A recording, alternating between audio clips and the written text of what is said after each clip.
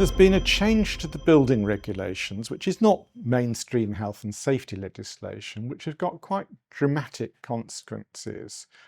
for many involved in building works, or indeed quite minor changes to internal premises. So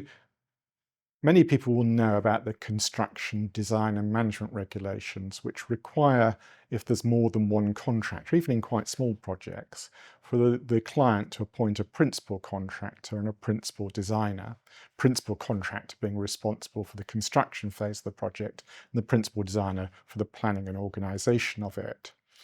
And those requirements have been in various forms since about 1994, and most recent in 2015. And one of the dangers of those regulations is that if a client fails to appoint a principal contractor and principal designer, the client becomes the principal contractor and principal designer and takes on all the responsibilities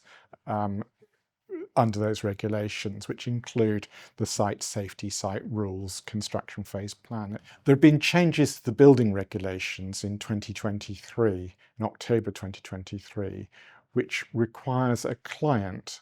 for building work to appoint a principal contractor and a principal designer for ensuring compliance with the building regulations.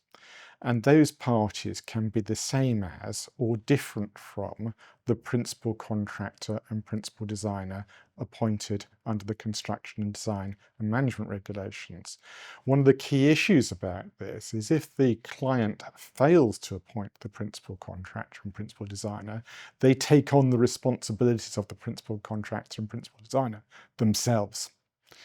So it can be quite a difficult situation of ending up in a situation where the client, not knowing enough about it, actually ends up taking on a range of responsibilities of the principal contractor and principal designer in terms of compliance with the building regulations. In addition, if it's a high-risk building, which is a residential building over 18 metres in height, or a hospital care home over that height in design and construction, there are specific obligations in terms of making a record of assessing the competence of the principal designer and principal contractor, and specific requirements to tell them that they are working in a high-risk building.